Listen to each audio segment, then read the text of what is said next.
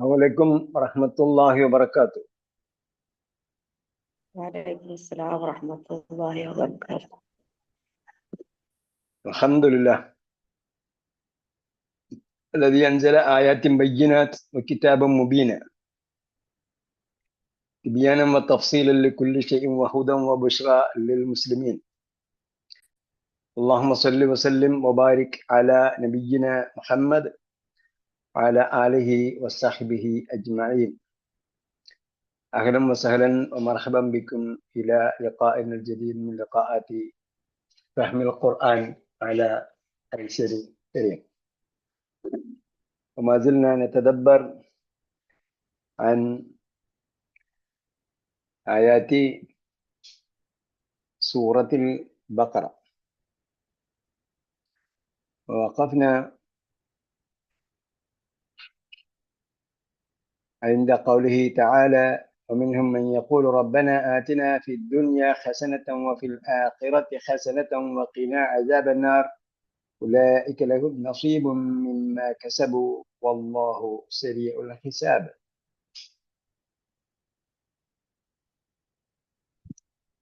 اليوم سنتحدث من الآية الثالثة بعد 200 إلى آية العاشرة بعد 200 إن شاء الله. وهذه هي جلسة 30 من تدبر سورة البقرة. أعوذ بالله من الشيطان الرجيم. بسم الله الرحمن الرحيم.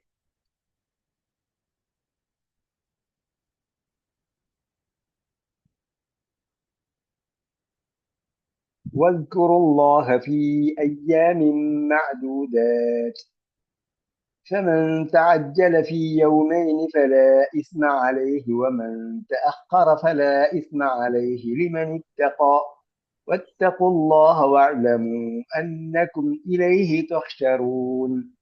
ومن الناس من يعجبك قوله في الحياة الدنيا ويشهد الله على ما في قلبه وهو ألد الخصام وإذا تولى سعى في الأرض ليفسد فيها ويهلك الحرث والنسل والله لا يحب الفساد. وإذا قيل له اتق الله أخذته العزة بالإثم فحسبه جهنم ولبئس المهاد. ومن الناس ومن الناس من يشتري نفسه ابتغاء مرضات الله والله رؤوف بالعباد. يا أيها الذين آمنوا ادخلوا في السلم كافة ولا تتبعوا خطوات الشيطان إنه لكم عدو مبين. فإن زللتم من بعد ما جاءتكم البينات فاعلموا أن الله عزيز حكيم. هل ينظرون إلا أن يأتيهم الله في ظلل من الغمام والملائكة وقضي الأمر وإلى الله ترجع الأمور.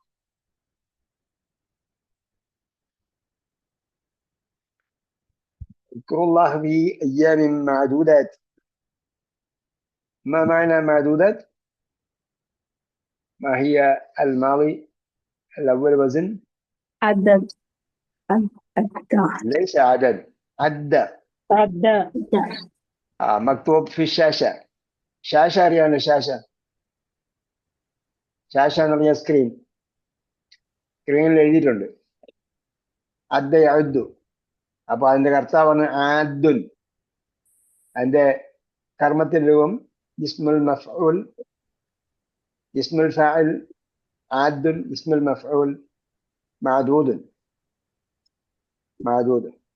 അതിന്റെ സ്ത്രീലിംഗമാണ് മഅദൂദത്തുൻ, ബഹുവചനമാണ് മഅദൂദാത്ത്. ഈ അയ്യാമിൻ മഅദൂദാത്ത് എന്ന് പറഞ്ഞാൽ എണ്ണപ്പെട്ട ദിവസങ്ങൾ. എണ്ണപ്പെട്ട ദിവസങ്ങൾ എന്ന് പറഞ്ഞാൽ ചില ദിവസങ്ങളിൽ എന്നർത്ഥം. അതായത് എണ്ണപ്പെട്ടെന്ന രണ്ടർത്ഥമുണ്ട്. ഒന്ന് പരിമിതമായ ദിവസങ്ങളാണ്, ഒരുപാട് ദിവസങ്ങളില്ല. രണ്ടെന്താണ്, നിശ്ചിതമായ ദിവസങ്ങളിലാണ്. അതെന്താണ്, ഫിക്സഡായിട്ട് നേരത്തെ തന്നെ അറിയിച്ചിട്ടുണ്ട് എത്ര ദിവസങ്ങളിലാണ്. നമുക്കറിയാം അത് 3 ദിവസം, അതിന്റെ ദിവസങ്ങളുടെ എണ്ണമാണ് പറയുന്നത്, പിന്നീട് പറയുന്നത്. ഒന്നാമത്തെ ദിവസം മഷ്അറുൽ ഹറാമിൽ അഥവാ മുസ്ദലിഫയിൽ രാപ്പാർത്തതിന് ശേഷം നേരെ പുറപ്പെടുന്നു, അഥവാ നേരം പുലർന്നതിന് ശേഷം ഫജ്ർ അവിടെ നമസ്കരിക്കുന്നു. നേരം പുലർന്നതിന് ശേഷം ജംറകളിലേക്ക് തിരിക്കുന്നു. അവിടെ ചെന്ന് എന്ത് ചെയ്യണം, ജംറയിൽ എറിയണം. ജംറത്തുൽ അഖബയിൽ മൂന്നാമത്തെ എറിയുന്ന സ്ഥലത്ത് എറിയണം. ജംറത്തുൽ അഖബയാണ്. ജംറത്തുൽ അഖബയിൽ എറിയണം. അത് കഴിഞ്ഞ് അപ്പൊ എന്താണ്, അത് കഴിഞ്ഞതിന് ശേഷം പിന്നെ ബാക്കി കാര്യങ്ങളൊക്കെ ഉണ്ട്. പിന്നീട് അപ്പൊ ആ ദിവസം കഴിഞ്ഞാൽ പിന്നീട് എത്ര ദിവസം, അപ്പൊ അതെന്താണ്, 10-ാം ദിവസമാണ്. അത് അറഫ മൈതാനിയിൽ 9 അറഫയിൽ താമസിച്ചു. അന്ന് രാത്രി മുസ്ദലിഫയിലേക്ക് പോയി, അവിടെ രാപ്പാർത്തു. അത് കഴിഞ്ഞിട്ട് നേരം വളർന്നപ്പോൾ ഇതായി യൗമുൻ നഹറായി. യൗമുൻ നഹർ. അപ്പൊ അവിടെ പെരുന്നാളില്ലാത്തതുകൊണ്ട് എന്തില്ല, പെരുന്നാളില്ലാത്തതുകൊണ്ട് യൗമുൽ ഈദെന്ന് പറയുന്നില്ല. പക്ഷെ യൗമുൽ ഈദെന്നും പറയും, കുഴപ്പമില്ല. ഈദല്ല നമുക്ക് ഹജ്ജ് ചെയ്യുന്നവർക്ക് പ്രധാനം. അവിടെ യൗമുൻ നഹറാണ്. അപ്പൊ ബലി അറുക്കുന്ന ദിവസം. ബലി അറുക്കാന്ന് പറഞ്ഞാൽ ബലി നിർബന്ധമായവർക്ക് ബലി അറുക്കുന്നത് ആ ദിവസമാണ്. ഇതിനോടൊപ്പം ബലി നിർബന്ധമായവരുണ്ടാവും. നേരത്തെ പറഞ്ഞ കണ്ടീഷൻസിൽ നിർബന്ധമായവരുണ്ടാവും. അപ്പോഴന്നാണ് ബലി അറുക്കുന്നത്. ആ അർത്ഥത്തിലാണ് യൗമുൻ നഹർ എന്ന് പറയുന്നത്. മാത്രമല്ല ഉളുഹിയ്യ അറുക്കുന്നതും അന്നാണ്. അതും സുന്നത്തായ അറവ്.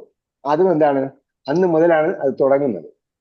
അതേപോലെ യൗമുൻ നഹർ, ബലി നിർബന്ധമായവർ ബലി അറുക്കുന്നത് അന്ന് തന്നെ അറുക്കണമെന്നും നിർബന്ധമില്ല.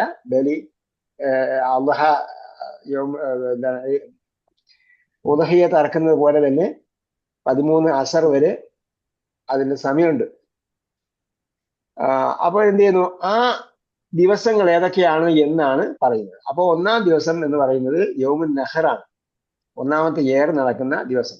നമ്മൾ മിനയിൽ താമസിച്ച് 8-ന് മിനയിൽ നിന്നാണ് എന്ത് ചെയ്യുന്നത്, അറഫയിലേക്ക് പോയത്. 9-ന് അറഫയിലേക്ക് പോയത്.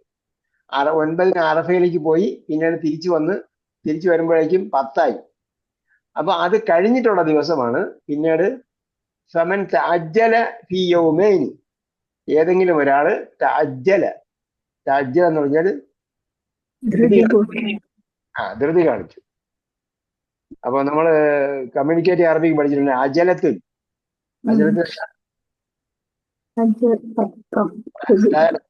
ടയർ ചക്രം.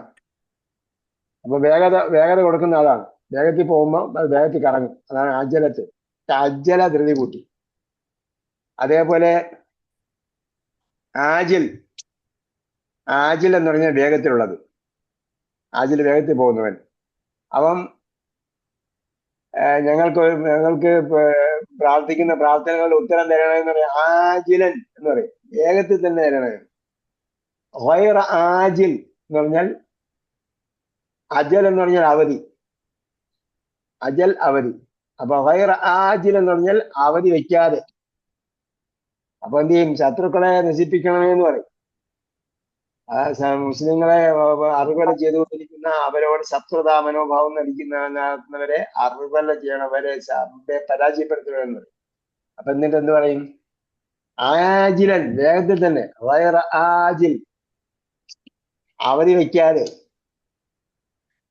അപ്പൊ അതാണ് ഇവിടെ താജ്ജല ധൃതി കൂട്ടി. ഫീ യൗമൈനി, 2 ദിവസത്തിൽ.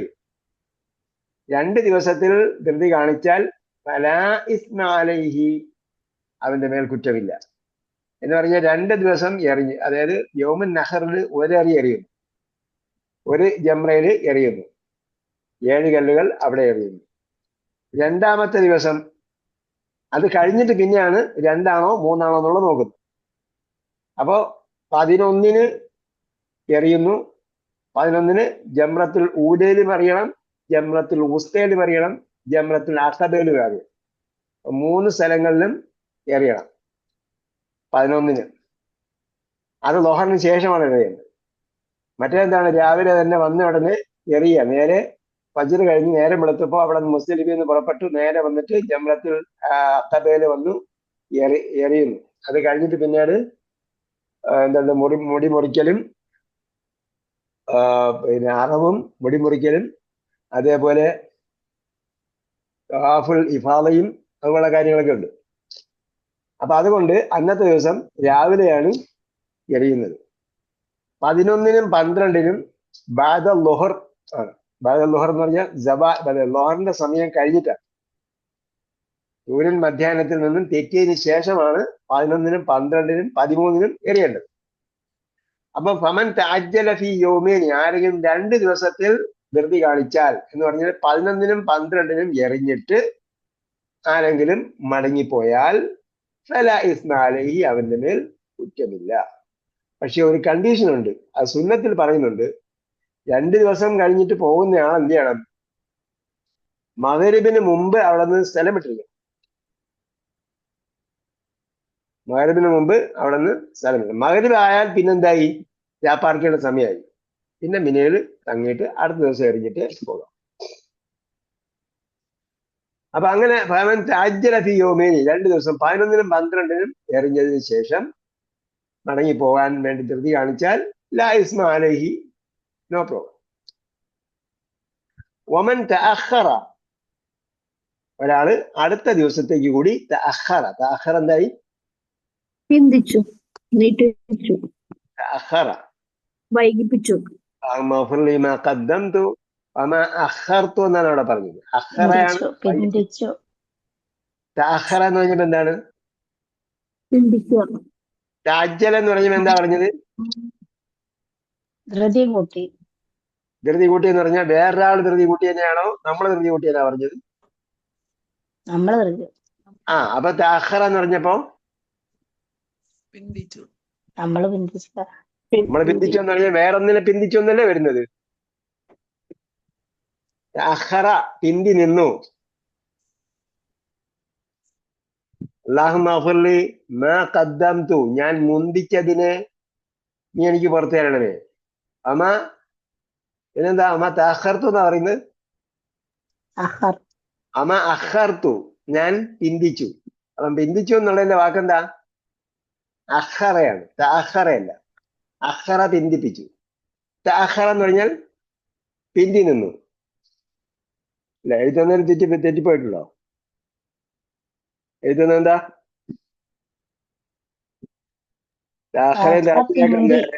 നേരത്തെ പിന്തി നിന്നു. പിന്തി നിന്നു. അപ്പം സ്വയം പിന്തി നിന്നു. തഅജ്ജല, ധൃതി കാണിച്ചു. നമ്മൾ സ്വന്തം ധൃതി കാണിച്ച് വേഗം പുറപ്പെട്ടു. തഅഖറ എന്ന് പറഞ്ഞാൽ പിന്തി നിന്നു, പിന്നെ അവിടെ നിന്നു. ഫലാ ഇസ്മ അലൈഹി, കുഴപ്പമില്ല എന്ന് വിചാരിച്ച് എല്ലാ ദിവസവും പോയിട്ട് എറിയണ്ട. അവിടെ പിന്തി നിന്നാൽ 13-നാണ് എറിയേണ്ടത്. 11-നും 12-ഉം എറിഞ്ഞിട്ട് പോകുന്നുണ്ടെങ്കിൽ എന്ത് ചെയ്യണം? മഗ്‌രിബിന് മുമ്പേ അവിടെ നിന്ന് സ്ഥലം വേണം. മിനയുടെ ബോർഡർ ഉണ്ട്. മിനയിലാണല്ലോ ഈ ജംറകളുള്ളത്. ജംറകളുള്ളത് 3 ജംറയുള്ളത് മിനയിലാണ്. അപ്പൊ അവിടെ മിനയിലെ അതിർത്തിയിൽ നിന്നും എന്ത് ചെയ്യണം? മഗ്‌രിബിന് മുമ്പ് സ്ഥലം കാലിയാക്കണം. പിന്നെ മഗ്‌രിബ് ആയാൽ പിന്നെ എന്തായി? അവിടെ രാപ്പാർക്കുന്ന സമയമായി. അതുകൊണ്ട് അവിടെ നിന്ന് അടുത്ത ദിവസം കൂടെ ഇറങ്ങിയിട്ടേ പോകാവൂ. അപ്പൊ അതാണ് പറഞ്ഞു, ഒമൻ തഅഖറ, ആരെങ്കിലും വൈകി നിന്നാൽ, പിന്തി നിന്നാൽ ഫലാ ഇസ്മ അലൈഹി, അവന് കുഴപ്പമില്ല. അപ്പൊ 13-നും ഇറങ്ങിയിട്ട് സമാധാനത്തിൽ പോകാം. 13-ന് ജംറത്തുൽ ഊല, ജംറത്തുൽ വുസ്ത, ജംറത്തുൽ അഖബ, 3 ജംറകളിലും എറിയണം. ലിമൻ ഇത്തഖ, എന്താ യഥാർത്ഥത്തിലുള്ള വിഷയം? ലിമൻ ഇത്തഖ, തഖ്വ സൂക്ഷിക്കുന്നവർക്ക്, തഖ്വ പാലിക്കുന്നവർക്ക്. ലിമൻ ഇത്തഖ, തഖ്വ പാലിക്കുന്നവർക്ക്. അവൻ പഠിച്ചവനെ പേടിച്ചിട്ടാണ്. ആ തഖ്വയൊക്കെ പഠിച്ചവനെ പേടിച്ച് കാര്യങ്ങളൊക്കെ ചെയ്ത് സൂക്ഷ്മതപൂർവ്വം കാര്യങ്ങളൊക്കെ ചെയ്തിട്ടാണ് പോകുന്നത് എങ്കിൽ കുഴപ്പമില്ല. വൈകി നിൽക്കുമ്പോഴും അവൻ എന്ത് ചെയ്യുന്നു? അല്ലാഹുവിന്റെ പേര് ഉദ്ദേശിച്ചിട്ടാണ് നിൽക്കുന്നത്. വത്തഖുല്ലാഹ് വഅലമു അന്നകും ഇലൈഹി തുഹ്ശറൂൻ, നിങ്ങൾ അല്ലാഹയെ സൂക്ഷിക്കുക, നിങ്ങൾ അന്നക്കും ഇലൈഹി തുഹ്ശറൂൻ. ഇതർത്ഥം ഒരുമിച്ച് അവനിലേക്ക് ഒരുമിച്ച് കൂട്ടപ്പെടും. അവനിലേക്ക് ഒരുമിച്ച് ഒരുമിച്ച് കൂടുന്ന സ്ഥലത്തിന് എന്താ പറയുന്നത്? മഹ്ശറ എന്ന് പറയുന്ന അവസാനത്തെ അക്ഷരം ഏതാ?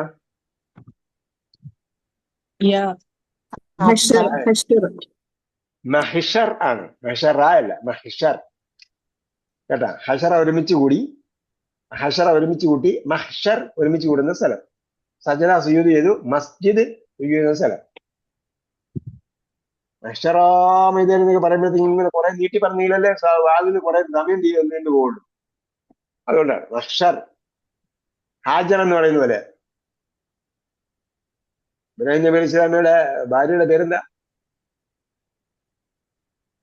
നമ്മളവിടെ ഹജ്ജ് ചെയ്യുമ്പോഴത്തേക്ക് ഓർക്കുന്ന ആരെയാണ്? ഹാജറാണ്. ഹാജറ അല്ല, ഹാജർ. ഹാജർ, ഹാജർ. അതേപോലെ മഹ്ഷർ. ഓക്കെ. ഇത്തഖുല്ലാഹ അന്നക്കും ഇലൈഹി തുഹ്ശറൂൻ. നിങ്ങൾ അവനിലേക്ക് ഒരുമിച്ച് കൂട്ടപ്പെടും എന്നും ഓർക്കുക. ആദ്യം ഒരു തഖ്വയെ കുറിച്ച് പറഞ്ഞല്ലോ, ഹജ്ജിനെ കുറിച്ച് പറഞ്ഞപ്പോ അന്നേരം എന്താ പറഞ്ഞത്?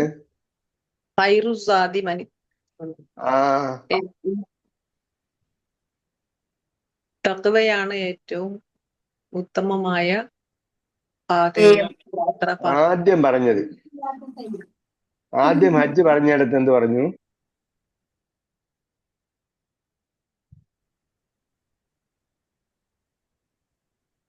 അപ്പൊ അത് നിങ്ങൾ നോക്കുക കേട്ടോ.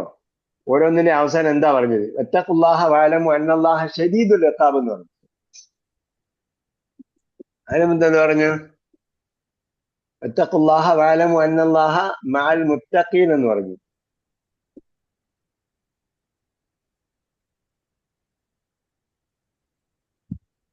ആദ്യം പറഞ്ഞു ഇതാണ്. ഹജ്ജ് പറഞ്ഞു فمن لم يجد فصيام 3 أيام في الحج و7 إذا رجعتم تلك حجة كاملة ذلك لمن لم يكن أهله هذا المسجد الحرام اتقوا الله واعلموا أن الله شديد العقاب. എല്ലാം നോക്കുക കേട്ടോ. അടുത്തത് അഅലമു അന്നല്ലാഹ മഅൽ മുത്തഖീൻ ഉണ്ട്, ഷദീദുൽ ഇഖാബ് ഉണ്ട്. ഓരോന്നും എന്തെങ്ങനെയാണ് പറഞ്ഞതെന്ന് ശ്രദ്ധിക്കുക. എന്നിട്ട് ഇതെല്ലാം അടങ്ങുന്നതാണ് എന്റെ തഖ്വ എന്ന് പറയുന്നത്. അതൊക്കെ ശ്രദ്ധിക്കണം. ഹജ്ജ് ചെയ്യാൻ സമയത്ത് ഒരുപാട് തഖ്വയെ കുറിച്ച് പറഞ്ഞിട്ടുണ്ട്. ആ തഖ്വ പറഞ്ഞ ആയത്തുകളുടെയൊക്കെ അവസാനം വരുന്ന സംഗതി എന്താണെന്നുള്ളത് നോക്കണം. എന്നിട്ട് ആ വിഷയങ്ങളെല്ലാം അടങ്ങുന്നതാണ് തഖ്വ എന്ന് പറയുന്നത്. ആ വിഷയങ്ങളെല്ലാം സൂക്ഷിക്കണം. അല്ലാഹ ശദീദുൽ ഇഖാബ് എന്ന് പറഞ്ഞാൽ അള്ളാഹുടെ ശിക്ഷയെ സൂക്ഷിക്കണം.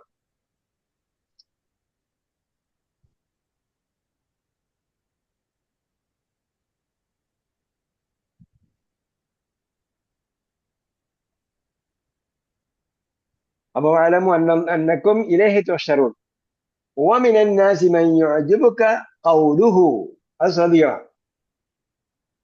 ചില ആൾക്കാർ വിചാരിക്കും മനോഹരമായ പ്രസംഗമാണ് ഒരാളുടെ പാണ്ഡിത്യത്തിന്റെ അല്ലെങ്കിൽ അറിവിന്റെ അടയാളം, അല്ലെങ്കിൽ അയാളെ നേതാവാക്കാൻ പറ്റുന്നത്.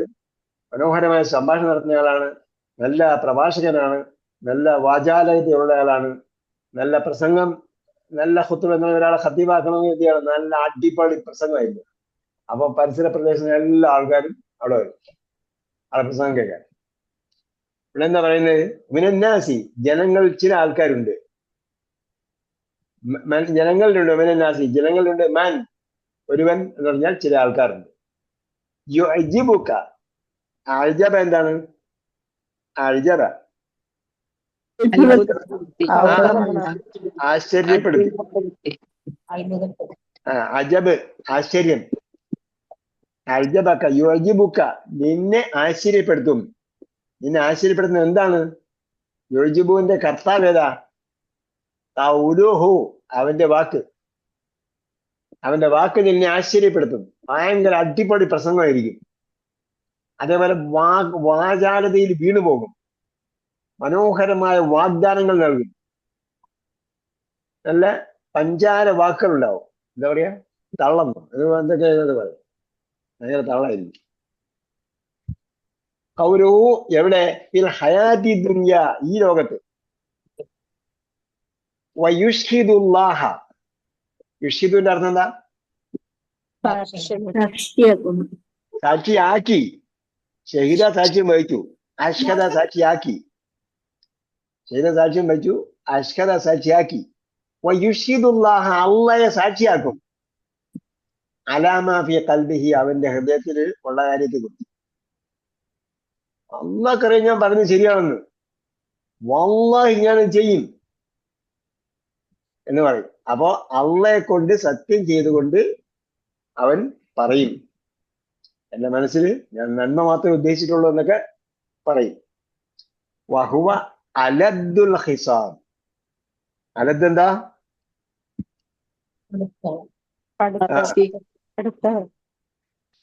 കാഠിന്യമുള്ളവനാണ് അല്ലേ?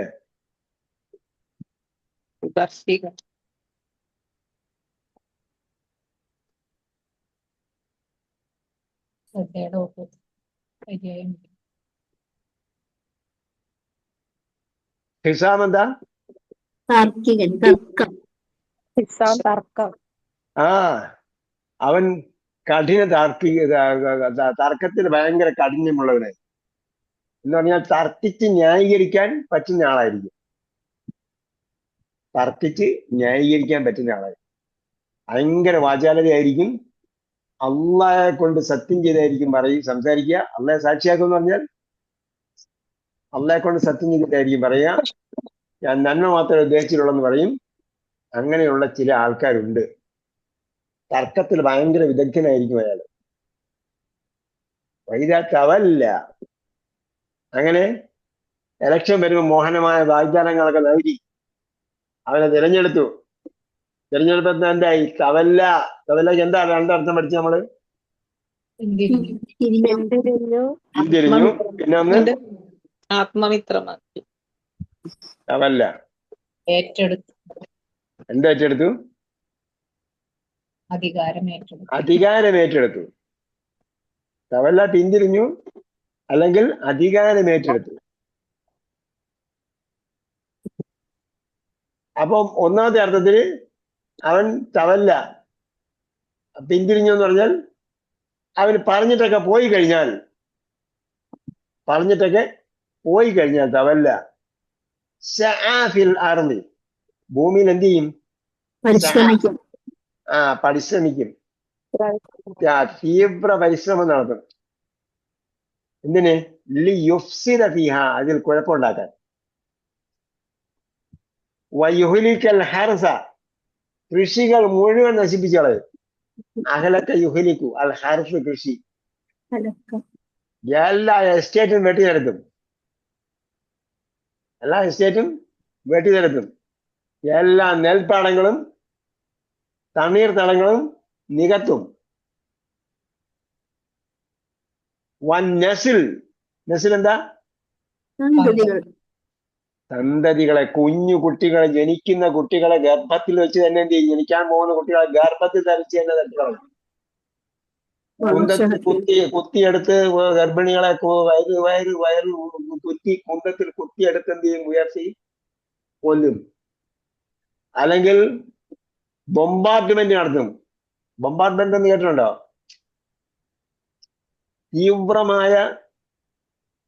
തീവ്രശേഷിയുള്ള ബോംബുകൾ വർഷിക്കും. നിരന്തരം ബോംബുകൾ വർഷിക്കും. വർഷിച്ചെന്ത് ചെയ്യും? കുഞ്ഞുങ്ങളെയും. ഞാൻ ഇന്നൊരു സ്റ്റാറ്റസ് വെച്ചിട്ടുണ്ടായിരുന്നു. ആരെങ്കിലും കണ്ടോന്ന് എനിക്കറിയില്ല. കാരണം അത് കണ്ടപ്പോൾ സ്റ്റാറ്റസ് വെക്കാതിരിക്കാൻ തോന്നൂല. ഫോട്ടോ ആണ്. ഒരു വാപ്പ 2 മക്കളെയും കൊണ്ട് പോവാണ്. സൈക്കിളാണ്, പെട്രോളൊന്നും വേണ്ടല്ലോ. സൈക്കിളിൽ വാപ്പാക്ക് ഇരിക്കാൻ പറ്റില്ല. കാരണം എന്താ? ഒരു കുഞ്ഞ്, അത് ചെറിയ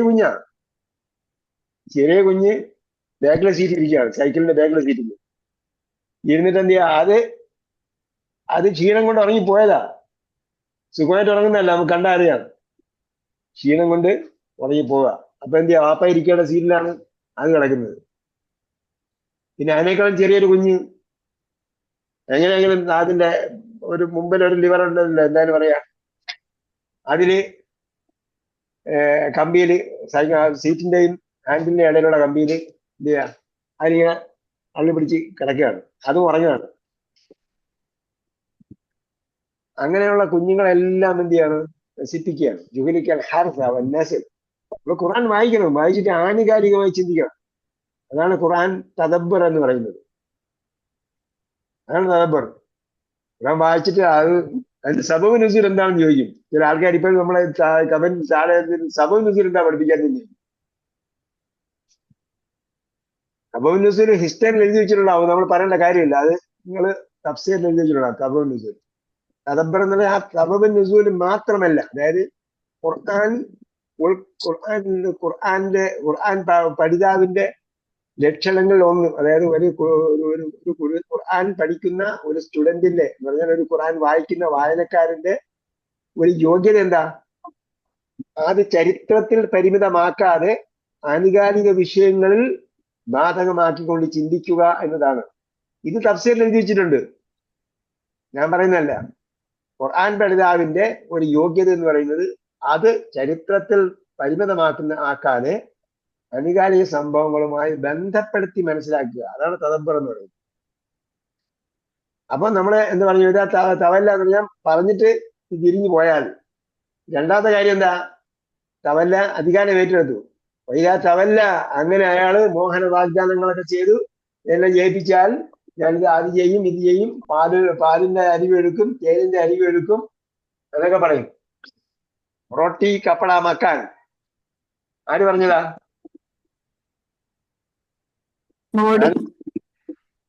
അല്ലല്ല, ആർക്കും ഓർമ്മയില്ല. റൊട്ടി കപ്പട മക്കാൻ കുട്ടികൾ ആരും ഇല്ലേ? റൊട്ടി കപ്പട മക്കാൻ അർത്ഥമാണോ? ആ റൊട്ടി കപ്പട മക്കാന്റെ അർത്ഥമല്ലേ ഞാൻ ചോദിച്ചത്. റൊട്ടി കപ്പട മക്കാൻ പറഞ്ഞിട്ട് അധികാരത്തിലേറിയ ആൾക്കാരെ അറിയുന്ന കുട്ടികൾ ആരും ഇല്ലേ? ഒരു 50 വയസ്സിനോട് മുകളിലുള്ള 50 വയസ്സിന് മുകളിലുള്ള ആരും ഇല്ല. EMS ഒന്നുമല്ല, അതിന് മുമ്പ് പറഞ്ഞതാണ്. റൊട്ടി കപ്പട മക്കാനായിരുന്നു പഞ്ചവത്സര പദ്ധതിയുടെ ആദ്യത്തെ ആപ്തവാക്യങ്ങൾ. റൊട്ടി കപ്പട മക്കാൻ. റൊട്ടി കിട്ടിയോ എല്ലാവർക്കും? എല്ലാവർക്കും കപ്പട കിട്ടിയോ? അരിയെവിടെ, തുണിയെവിടെ, പറയൂ സർക്കാരെ എന്നാണ് വിളിച്ചത്. 1975 ഞാൻ വിളിച്ചതാ. അരിയെവിടെ, തുണി എവിടെയെന്ന്. അപ്പം അന്ന് റേഷൻ കടയിൽ നിന്ന് തുണി കിട്ടിയ ആരെങ്കിലും ഉണ്ടോ ഇവിടെ? ഞങ്ങൾക്കൊക്കെ റേഷൻ കടയിൽ നിന്ന് തുണി കിട്ടിയിരുന്നു. ഉണ്ട്. ആ ഉണ്ട്. അപ്പൊ റൊട്ടി കപ്പട മക്കാനൊക്കെ ഓർമ്മയുണ്ടോ? തുണി കിട്ടിയിട്ടുണ്ട്. ആ പ്രധാനമന്ത്രിയുടെ പേര് വിളിച്ചിട്ട് പറഞ്ഞു, ഡിയർ സോ അരിക്ക് 4.5 ആയില്ലേ, 8 കൂടി കൂടുമ്പോൾ പച്ച നോട്ടൊന്ന് കൊടുക്കണ്ടേന്ന് പറഞ്ഞു. അപ്പം അവരുടെ വാപ്പ ഉണ്ടായിരുന്ന സമയത്ത് പറഞ്ഞതാണ് റൊട്ടി കപ്പട മക്കാൻ. മകള് വന്നപ്പോഴും റൊട്ടി കപ്പട മക്കാൻ വീണ്ടും പറഞ്ഞു. ഇപ്പൊ പേരക്കുട്ടിയും അത് തന്നെയാണ് പറയുന്നത്, റൊട്ടി കപ്പട മക്കാൻ. അപ്പൊ അങ്ങനെ തവല്ല, അവർ അധികാരത്തിലേറിയാൽ അപ്പൊ അന്നൊക്കെ അവർ മോഹന വാഗ്ദാനങ്ങൾ നൽകി. പിന്നീട് സംഭവിച്ചത് എന്താണെന്ന് പാമര ജനങ്ങൾക്കറിയില്ല, അല്ലേ? പാമര ജനങ്ങൾക്കറിയില്ല. ഇവിടെ വന്ന് കുന്നുകൂടുന്ന പണം എങ്ങോട്ട് ഒഴുകിപ്പോണു എന്നത് പാമര ജനങ്ങൾക്കറിയില്ല. അഴിമതി എന്ന് പറയുന്ന സംഭവം ഇല്ലായ്മ ചെയ്താൽ മാത്രം ദശലക്ഷക്കണക്കിന് കോടി, അല്ലെങ്കിൽ കോടിക്കണക്കിന് കോടി രൂപ നമുക്ക് മിച്ചം വയ്ക്കുകയും അതിലൂടെ റൊട്ടി കപ്പട മക്കാൻ നിസ്സാരമായി പരിഹരിക്കുകയും ചെയ്യാൻ പറ്റും. അഴിമതി മാത്രമില്ലായ്മ ചെയ്താൽ മതി, ബാക്കിയെല്ലാം ജനാവധി നടന്നോട്ടെ.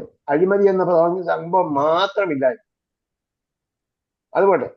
അപ്പൊ എന്താണ് അപ്പൊ അവിടെ നിങ്ങോട്ട് വന്ന അധികാരികളെയൊക്കെ നിങ്ങൾ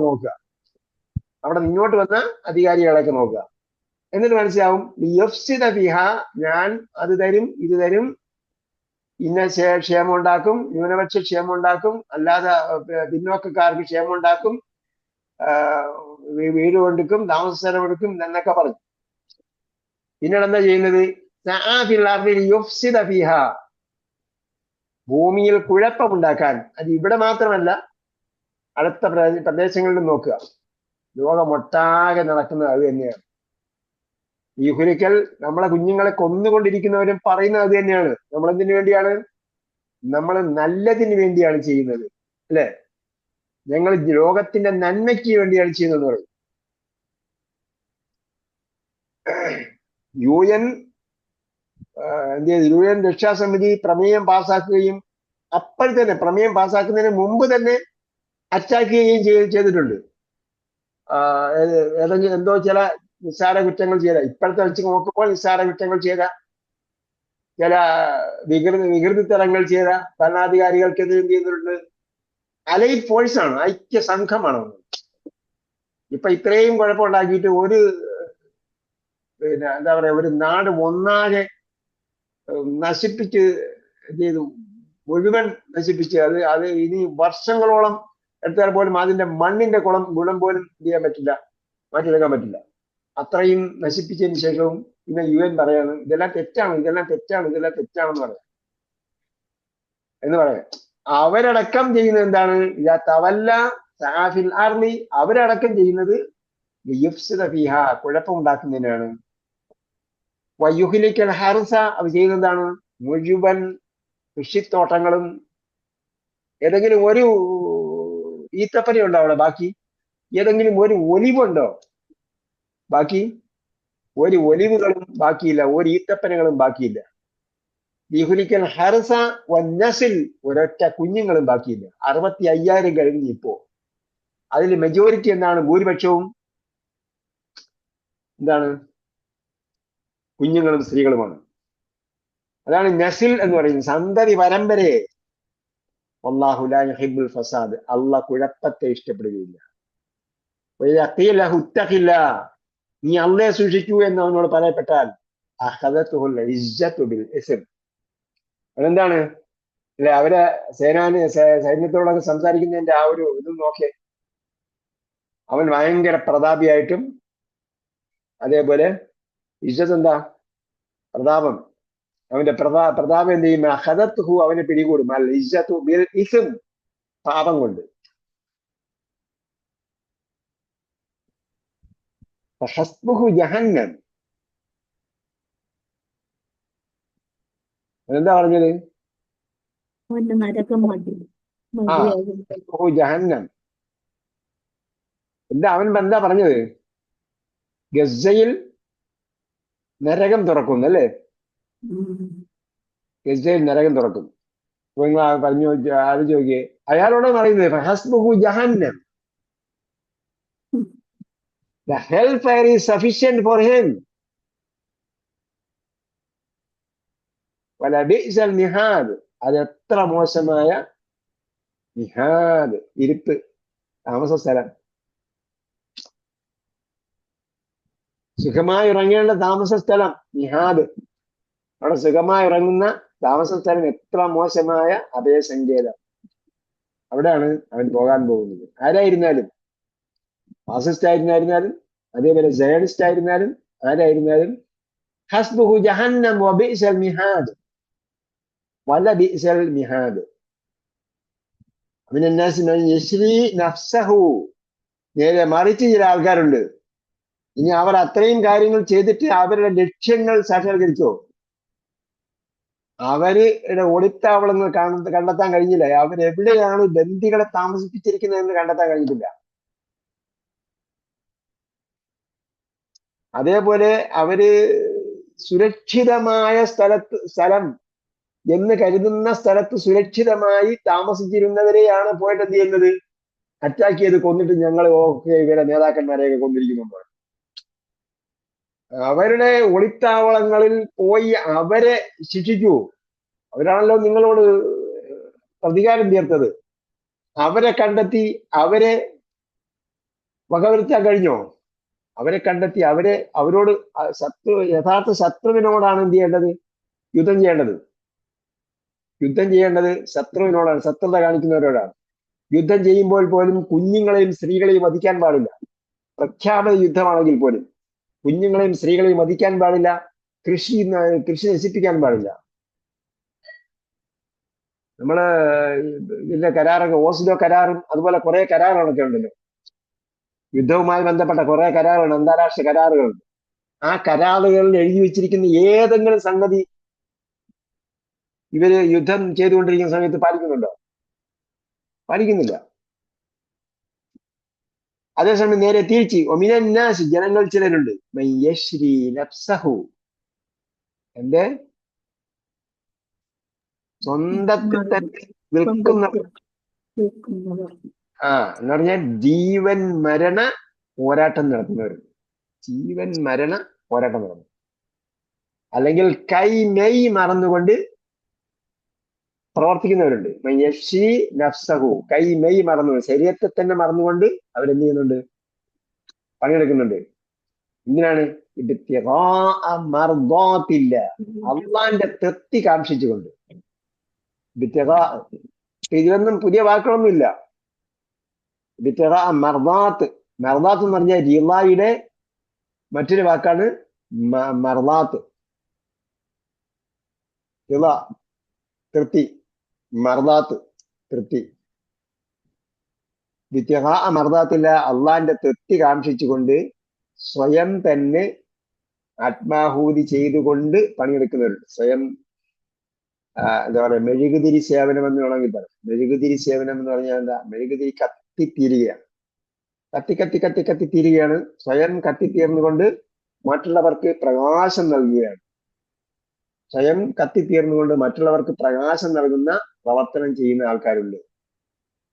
വല്ലാഹു റഊഫും ബിൽ ഇബാദ്, അള്ളാഹ് അങ്ങനെയുള്ള ദാസന്മാരോട് കൃപാലുവാണ്.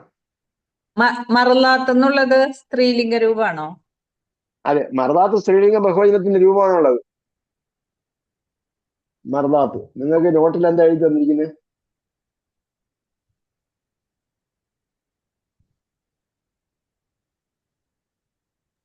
മർദാത്ത് എഴുതി തന്നിട്ടില്ല. ഇല്ല. അപ്പൊ രീതയിൽ ഉള്ളത് കൊണ്ടാണ് ഇത് മർദാത്ത് എഴുതാത്തത്.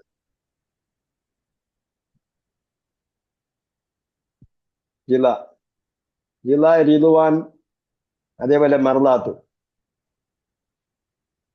തൃപ്തി. മർദാത്ത് ഉണ്ടല്ലോ, പ്രീതി തൃപ്തി എന്ന് എഴുതിയിട്ടുണ്ടല്ലോ, 2:207.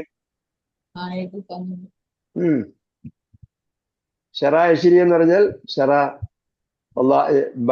വിറ്റു, അതിന്റെ താഴെ എഴുതിയിട്ടുണ്ട് മർദാത്ത്, പ്രീതി അല്ലെങ്കിൽ തൃപ്തി. അപ്പൊ പുല്ലിംഗ രൂപം വരുമ്പോ അവിടെ റിള എന്നാണ് എഴുതേണ്ടത്. അതായത് റിള എന്ന് പറഞ്ഞ റിളൻ എന്ന് പറഞ്ഞാൽ എന്താണ്? എത്ര അക്ഷരമുണ്ട് അതില്?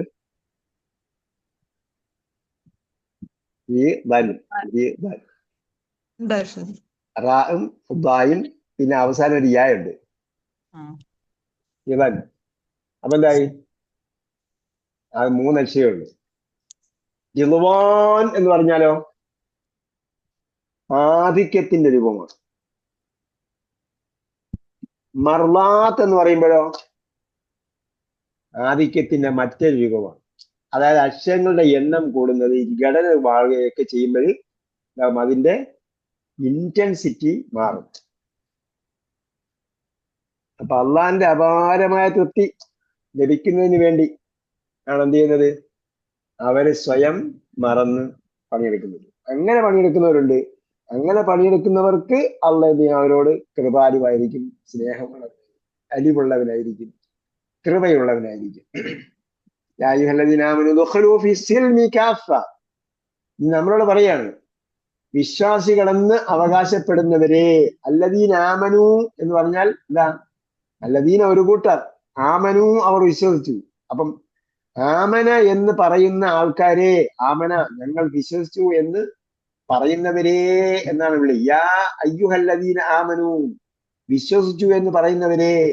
ഉദ്ഖുലു, കമോൺ, കമിൻ, അകത്ത് കയറൂ. എവിടെ? ഫിസ്സിൽമി. സിൽമ എന്ന് പറഞ്ഞാൽ ഇസ്ലാം എന്ന് പറയുന്നത് പോലെയാണ്. സിൽമ് അനുസരണം, അതേപോലെ ഇസ്ലാം സമർപ്പണം. ആ സമർപ്പണത്തിൽ നിങ്ങൾ പ്രവേശിക്കൂ. സമർപ്പണത്തിന്റെ ഫുൾ ഫോമിലേക്ക് കയറി വരൂ. എങ്ങനെ? കാഫത്തൻ. കാഫത്ത് എന്ന് പറഞ്ഞാൽ പൂർണ്ണമായി കൂട്ടമായി. ആ കൂട്ടമായി.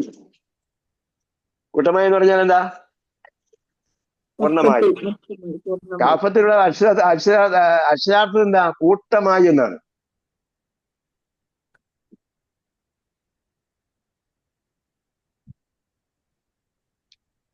അപ്പൊ പിന്നെ ഇവിടെ എന്താ അർത്ഥം?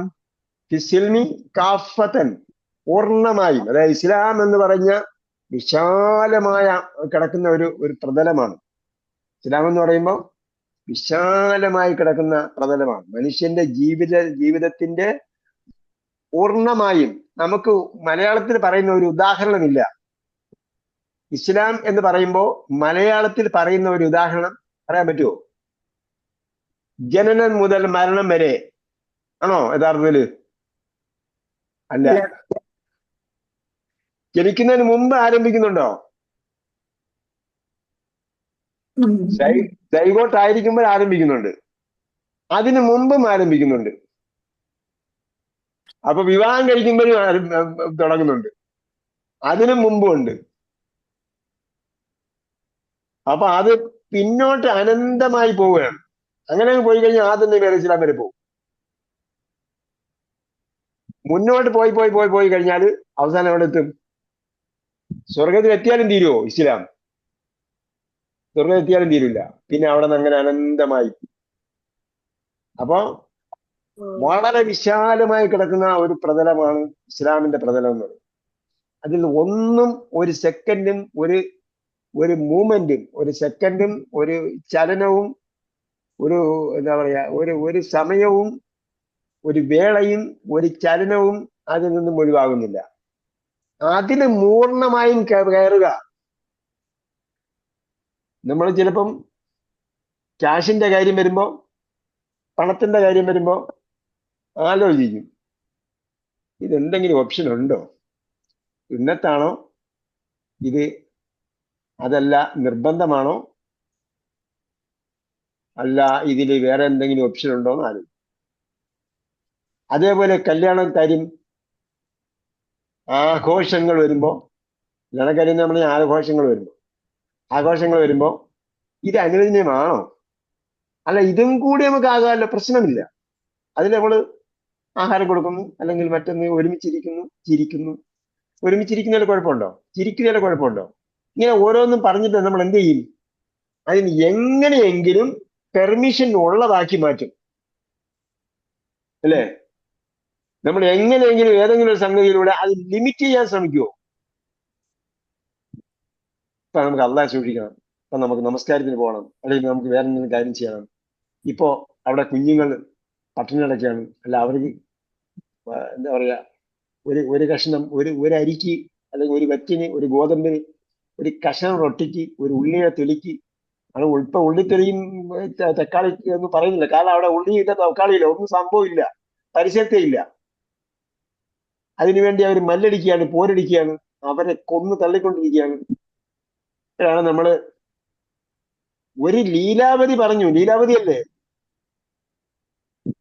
പറഞ്ഞു, അവിടെ കുഞ്ഞുങ്ങൾ മരിച്ചു വീണുകൊണ്ടിരിക്കുമ്പോൾ ഞാൻ എങ്ങനെ ഹാപ്പി ബർത്ത്ഡേ ആഘോഷിക്കും? നമ്മളാരെങ്കിലും പറഞ്ഞോ? അപ്പൊ നമ്മളെല്ലാം എന്ത് ചെയ്യാണ്? അനുവദനീയത്തിന്റെ അങ്ങേ അറ്റം വരെ പോകും. ലിമിറ്റേഷന്റെ ഇങ്ങേ അറ്റം വരെ നമുക്ക്, അല്ലെങ്കിൽ ലിമിറ്റേഷന്റെ ഒരു പടിയെങ്കിലും നമുക്ക് ചെയ്യാൻ പറ്റുന്നില്ല. അവിടെയാണ് ഉദുഖുലൂ ഫി സിൽമി കാഫ, അനുസരണത്തിൽ, സമർപ്പണത്തിൽ, ഇസ്ലാമിൽ കംപ്ലീറ്റ് ആയിട്ട് നിങ്ങൾ വരൂ. അല്ല രാവിലെ നേരം മുതൽ സുബഹിസ്കരിച്ച് വിക്രിയല്ലോ, ഖുർആൻ ഓതിയോ, അതിനപ്പുറം വേറൊന്നുമില്ല. പണിക്ക് പോകുമ്പോഴോ, പണി എടുപ്പിക്കുമ്പോഴോ, ഇടപാട് നടത്തുമ്പോഴോ, ഷോപ്പിൽ കച്ചവടം നടത്തുമ്പോഴോ, അതിനോട് വില പറയുമ്പോഴോ, വില പേശുമ്പോഴോ, പണിക്കാരനെ വെക്കുമ്പോഴോ, പണി എടുപ്പിക്കുമ്പോഴോ, ക്വാളിറ്റി ചെക്ക് ചെയ്യുന്ന സമയത്തോ,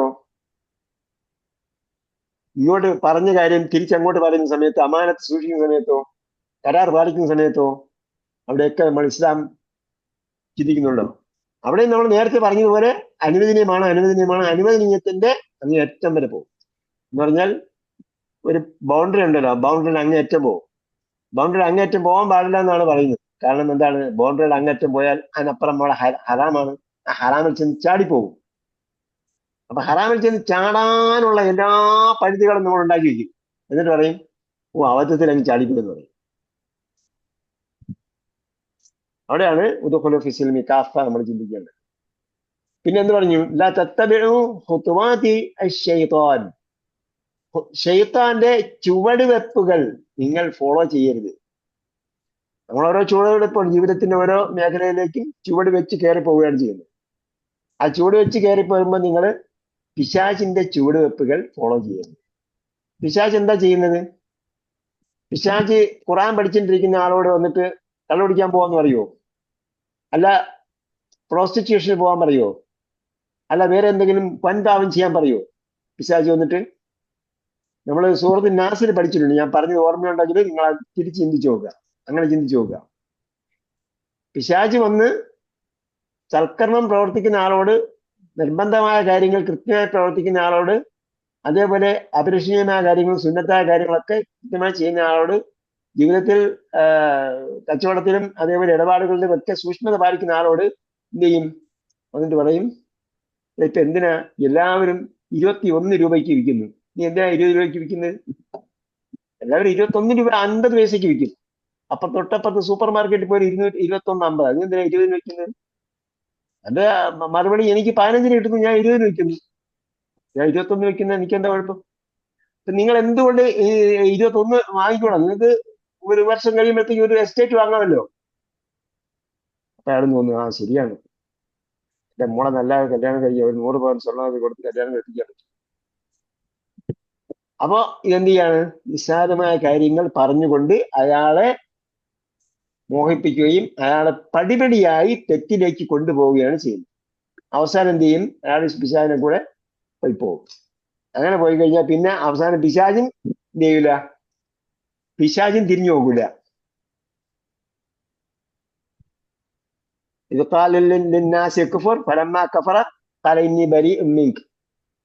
ഞാൻ നിന്റെ കൂടെ ഒന്നുമില്ല, ഞാൻ നിന്റെ മുക്തനാണെന്ന് പറയും. തെറ്റ് ചെയ്യാൻ പ്രേരിപ്പിക്കുന്ന പറയും യുക്ഫർ ഇത് കഫറ. അതെന്ന് പറഞ്ഞാൽ ആ തെറ്റ് ചെയ്തു കഴിഞ്ഞാൽ തലയിന്നി ബരി ഉമ്മീക്ക്. എന്നിട്ട് പറയും, ഇനി അഹാബുല്ലാഹ് റബ്ബൽ ആലമീൻ എന്ന് വരെ പറയുമെന്ന് പറയും. ഞാൻ പഠിച്ചവനെ പേടിക്കുന്നവനാണെന്ന് പറയും. അതാരാ പറയുന്നത്? മിനൽ ജിന്നത്തി വന്നാസ്. നമ്മളെ വാപ്പയോ ഉമ്മയോ സുഹൃത്തോ സഹോദരനോ സഹോദരിയോ ബന്ധുക്കളോ ആയിരിക്കും പറയുന്നത്. കാരണം എന്താ? മിനൽ ജിന്നത്ത് എന്ന് പറഞ്ഞ മിനൽ ജിന്നത്തി വന്നാസ് എന്ന് പറയുമ്പോൾ നമ്മളെ നാസ് നമ്മളെ ഏതെങ്കിലും ഈ ശൃംഖലയിൽപ്പെട്ട ആരെങ്കിലും ആയിരിക്കുമല്ലോ. അല്ലാതെ ഒരു പിശാചി ഒരു മഹോസത്വം ഇങ്ങനെ വന്നിട്ട് വേറെ ഏതോ ഒരു മനുഷ്യന്റെ കോലത്ത് വന്നിട്ട് നമ്മൾ ഒളിച്ചോണ്ട് പോകുമോ തെറ്റ് ചെയ്യാൻ? നമ്മളടുത്ത് തെറ്റ് ചെയ്യാൻ പ്രേരിപ്പിക്കുന്നത് നമ്മുടെ ബന്ധുക്കളോ മിത്രങ്ങളോ നമ്മളെ അറിയുന്നവരോ പരിചയക്കാരോ സുഹൃത്തുക്കളോ രക്ഷകർത്താക്കളോ അടുത്ത ബന്ധമുള്ള ആരെങ്കിലും ആയിരിക്കും. അതിൽ നിങ്ങൾ പെട്ടുപോകരുത് എന്നാ പറഞ്ഞത്. തെത്തബിഴ് നിങ്ങൾ ഫോളോ ചെയ്യരുത്. ഹുത്തുവാത്തി ഷെയ്ത്താന്റെ ചുവട് വെപ്പുകൾ. ഹുത്തുവത്തിൽ എന്താ അർത്ഥം പറഞ്ഞത്? ഹുത്തുവത്തിന് കാൽപ്പാട്.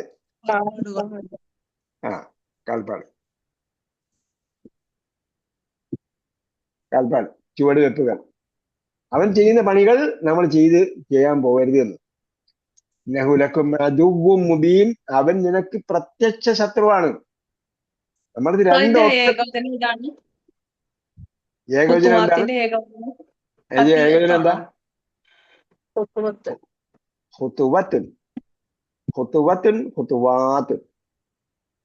എഴുതുന്നുണ്ടത്. ഹുത്തുവാത്ത് നഹുലക്കും അതുവും മുബീൻ. പിശാച് നിങ്ങളുടെ പ്രത്യക്ഷ ശത്രുവാണ്. പിശാച് നിങ്ങളുടെ പ്രത്യക്ഷ ശത്രുവാണ്. അപ്പൊ നമ്മൾ വിചാരിക്കും, ഒരു ശത്രു വരുന്നു, അങ്ങനെ ഒരാൾ വരികയാണ്, അപ്പൊ നമ്മൾ മാറിപ്പോകണം. പിശാച് വരുമ്പോൾ മാറിപ്പോകണം. ശത്രു വരികയാണ്, അപ്പൊ നമ്മൾ മാറിപ്പോകും, അല്ലെ? പിശാച് ഒരിക്കലും ശത്രുവിന്റെ രൂപത്തിൽ വരില്ല. പിശാച് എപ്പോഴും മിത്രത്തിന്റെ രൂപത്തിലായിരിക്കും വരിക. നമ്മളതിൽ 2 ഓപ്ഷൻ വന്നു. ആ ഓപ്ഷൻ കമ്പാരിറ്റീവ്ലി ബെറ്റർ ഏതാണോ ആ ഓപ്ഷൻ നമ്മൾ സ്വീകരിക്കാവൂ. 2 ഏറ്റവും ഉത്തമമായത് ഏതാണ്? ഉത്തമം അല്ലാത്തതിനെ തന്നിട്ടാണ് അല്ലെങ്കിൽ കാണിച്ചു തന്നിട്ടാണ് ഉത്തമം. രണ്ട് സംഗതി ഉണ്ട്, രണ്ടും എന്താണ്? ഹലാലാണ്. രണ്ടും ഹലാലായിരിക്കും. നമുക്ക് 21 രൂപയ്ക്ക് അതിൽ പ്രിന്റ് ചെയ്തിരിക്കുന്ന 21 രൂപയ്ക്കും വിൽക്കാം, 1.5 രൂപ കുറച്ച് 20 രൂപയ്ക്കും വിൽക്കാം. എനിക്ക് ആവശ്യമുള്ള ലാഭം കിട്ടുന്നുണ്ട്, ഞാൻ 20 രൂപയ്ക്ക് വിൽക്കും. MRP എന്ന് പറഞ്ഞാൽ എന്താ അർത്ഥം? മാക്സിമം റീറ്റെയിൽ പ്രൈസ് എന്നാണ്. മാക്സിമം ആണ്, മിനിമം അല്ല. അതിനപ്പുറം വാങ്ങിക്കാൻ പാടില്ലെന്നേ ഉള്ളൂ. അതിൽ കുറച്ച് വിൽക്കുന്നതിന് കുഴപ്പമൊന്നുമില്ല. അപ്പൊ മാക്സിമം തന്നെ വിൽക്കണം നിർബന്ധമില്ലല്ലോ. ഞാൻ ഒരു താള് മാത്രമല്ല പറയുന്നത്. നമ്മൾ എന്ത് ചെയ്യാണ്? രണ്ട് അനുവദനീയമായ സംഗതിയുണ്ട്. രണ്ട് അനുവദനീയമായ സംഗതി നമുക്ക് കാണിച്ചു തന്നിട്ട് എന്ത് ചെയ്യും? ഇതും അനുവദനീയമാണ്, മറ്റേതും അനുവദനീയമാണ്. അപ്പൊ നമ്മൾ എന്ത് നോക്കണം? അള്ളാന്റെ പ്രീതി ഏതിലാണ് കൂടുതൽ കിട്ടുന്നത് അതിന് നമ്മൾ മുൻഗണന കൽപ്പിക്കണം. അല്ലെങ്കിൽ നമ്മൾ എന്ത് ചെയ്യും? പരിഗണന കുറഞ്ഞു വരുമ്പോൾ അപ്പോ അത് നമ്മൾ എന്ത് ചെയ്തു? രണ്ട് സംഗതി ഉണ്ട്. അതിൽ ഒന്നാമത്തേതിനാണ് ഏറ്റവും നല്ല പരിഗണന, രണ്ടാമത്തേത് പരിഗണന കുറവാണ്. മൂന്നാമത് വേറെയും ഒരു ഓപ്ഷൻ ഉണ്ട്. ആ മൂന്നാമത്തിന് അതിനേക്കാളും പരിഗണന കുറവാണ്, അല്ലെങ്കിൽ അതിനേക്കാൾ പ്രതിഫലം കുറവാണ്. എങ്കിലെന്ത് ചെയ്യും? പിശാച് ആദ്യത്തെ രണ്ടെണ്ണം കാണിച്ചിരുന്നത്, ഏറ്റവും പരിഗണനയുള്ളതും അതിന് തൊട്ട് താഴെയുള്ളതും കാണിച്ചു തരും. അപ്പൊ നമ്മൾ എന്ത് ചെയ്യും? തൊട്ട് താഴെയോടെ എടുക്കും. അപ്പൊ ഒന്നാമത്തേക്ക് പോയി. അടുത്ത പ്രാവശ്യം പിശാച് എന്താ കാണിച്ചു തരുന്നത്? ഈ രണ്ടെണ്ണമാണ്, രണ്ടാമത്തെയും മൂന്നാമത്തെയാണ് കാണിച്ചു തരുന്നത്. അപ്പൊ എന്ത് ചെയ്യും? നമ്മള് മൂന്നാമത്തെ എടുക്കും. ഇപ്പൊ രണ്ടാമത്തെയും പോയി. അപ്പൊ നമ്മളെന്തായി? ഫസ്റ്റ് പ്രിഫറൻസും സെക്കൻഡ് പ്രിഫറൻസും നമ്മൾ ഒഴിവാക്കി, മൂന്നാമത്തേന് പോയി. അടുത്ത പ്രാവശ്യം എന്ത് ചെയ്യും? 3ഉം 4ഉമാണ് നമുക്ക് കാണിച്ചു തരുന്നത്. പിശാച് വന്നിട്ട് 3ഉം 4ഉം ഒന്നും പറയൂല. രണ്ടെണ്ണം, രണ്ട് ഓപ്ഷൻ ഉണ്ട്, രണ്ടാമത്തെ ആയിരിക്കും. അപ്പൊ നമ്മൾ രണ്ടാമത്തെ എടുക്കുമ്പോൾ നമ്മൾ ടോട്ടലി 1ഉം 2ഉം 3ഉം മറന്നു, പിന്നെ 4ലേക്ക് എത്തി. ഇങ്ങനെയാണ് ഗ്രാജുവലി പൊയ്ക്കൊണ്ടേയിരിക്കുന്നത്. സുഹൃത്ത് നാസിന് വിശദീകരണം ആരെങ്കിലും കേട്ടിട്ടുണ്ടെങ്കിൽ അതിൽ പറഞ്ഞിട്ടുണ്ട്. അങ്ങനെയാണ് പിശാചി ഗ്രാജുവലി കൊണ്ടുപോയി അവസാനം നമ്മളെ കുഴിയിൽ ചാടിക്കുന്നത്. അല്ലാതെ പിശാചിന് പോയ സംഭവം ഇങ്ങനെ ശത്രുവിനെ പോലെ വരും, അപ്പോൾ നമ്മൾ മാറിപ്പോവാം എന്ന് ഒരിക്കലും വിചാരിക്കും. അതുകൊണ്ടാണ് ലാ തത്തബിഉ ഖുതുവാത്ത് എന്ന് പറഞ്ഞത്, ചുവട് വെപ്പുകൾ. ലാ തത്തബിഉ ശയാത്തീൻ എന്നല്ല പറഞ്ഞത്, ശൈത്താൻ എന്നല്ല പറഞ്ഞത്. ലാ തത്തബിഉ ഖുതുവാത്തി ശയാത്തീൻ, ഖുതുവാത്തി ശൈത്താൻ. പിശാചിന്റെ കാൽപ്പാടുകൾ നിങ്ങൾ പിന്തുടരുന്നു. ഇന്നഹു ലക്കും അദുവ്വും മുബീൻ, അവൻ പ്രത്യക്ഷ ശത്രുവാണ്. ഒന്ന് മാത്രം ആലോചിച്ചാൽ മതി. ആദം അലൈഹി സ്വലാമിനോട് ഇബ്ലീസ് വന്നിട്ട് എന്താ പറഞ്ഞത്? മാ നഹാകുമാ അൻ തിൽകുമ ഷജറതി ഇല്ലാ അൻ തകൂന മലക്കൈനി ഔ തകൂന മിനൽ ഖാലിദീൻ എന്ന് പറഞ്ഞു. ആദം എന്തിനാണ് ആ മരത്തിന്റെ അടുക്കൽ പോകരുത് എന്ന് പറഞ്ഞത്? മാ നഹാകുമാ അൻ തിൽകുമാ ഷജറതി, ഈ നിങ്ങൾ രണ്ടുപേരെയും ആ മരത്തിൽ നിന്നും അകലം പാലിക്കാൻ എന്തിനാ പറഞ്ഞത്? ഇല്ല അൻ തക്കൂന മരക്കേനി, നിങ്ങൾ ഇവിടുത്തെ രണ്ട് മരക്കളായി പോവും. ഔ തക്കൂന മിനൽ ഖാലിദൈൻ, അല്ലെങ്കിൽ നിങ്ങൾ ഇവിടുത്തെ സ്ഥിര താമസക്കാരായി പോവും എന്നാണ് പറഞ്ഞത്. അപ്പൊ എന്താ? അപ്പൊ നമ്മൾ വിചാരിക്കും ശരിയാണ്, നമുക്ക് അത് തിന്നാൽ ഇവിടെ തന്നെ താമസിക്കാം. അല്ല, നമ്മൾ മലക്കളുടെ അവസ്ഥയിലേക്ക് തിന്നാൽ. അപ്പൊ മോഹനമായ വാഗ്ദാനമാണ് തരുന്നത്. അതേപോലെയാണ് പിശാച് എന്ത് ചെയ്യുന്നത്? എന്നിട്ട് വരുന്ന എന്താ ഉസ്താദേ? എന്താ കസ് വരുന്നത്? കമ്മ്യൂണിക്കേറ്റ് അറബിക്ക് എവിടെ വരെ പഠിച്ചില്ല? നമ്മൾ മുമ്പ് മുതലേ പറഞ്ഞിട്ടുണ്ട്, കസർ സ്വീകരിക്കാത്ത പദത്തിനെ അടുത്ത നാമത്തിലേക്ക് ഇളാഫത്ത് ചെയ്യുകയോ അൽ വരികയോ ചെയ്താൽ കസർ സ്വീകരിക്കും. ഓക്കെ. ഷെയ്ത്താൻ ഗൈറു മുൻസരിഫ് അല്ലേ? ഷെയ്ത്താൻ ഗൈറു മുൻസരിഫാണോ? ഗൈറു മുൻസരിഫ് അല്ല. കസർ വരുന്ന ഇവിടെ കസർ വരാത്ത പദം കസർ വന്നു എന്നാണോ നിങ്ങളുടെ ചോദ്യം?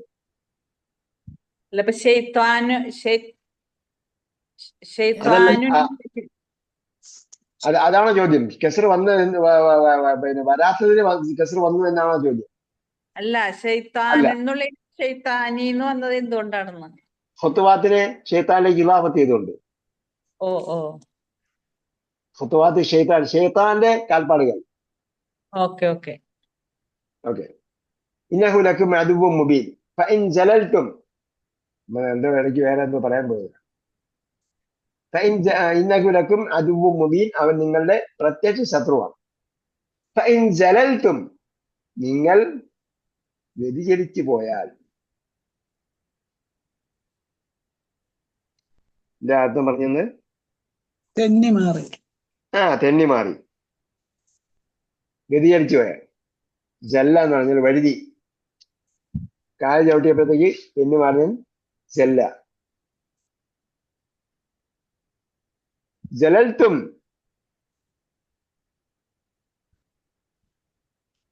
ജല്ല യസില്ലു, അൻ തസില്ല എന്നും ഖുർആനിൽ വന്നിട്ടുണ്ട്. തസില്ല കഥമാണെന്ന് തോന്നുന്നു, പാദം തെറ്റുന്ന, കാല് തെറ്റുന്നതിനെ കുറിച്ച് പറഞ്ഞു. ഫഇൻ ജലൽത്തും മിൻ ബഅദി മാ ജാഅത്കുമുൽ ബയ്യിനാത്തു, നിങ്ങളുടെ അടുക്കൽ ബയ്യിനാത്ത് വന്നാൽ, ഒന്നല്ല അനവധി ദൃഷ്ടാന്തങ്ങൾ നിങ്ങളുടെ അടുക്കൽ വരും. അപ്പൊ വ്യക്തമായ ദൃഷ്ടാന്തങ്ങൾ നിങ്ങളുടെ അടുക്കൽ വന്നാൽ, മിൻ ബഅദി മാ ജാഅത്കുമുൽ ബയ്യിനാത്തു.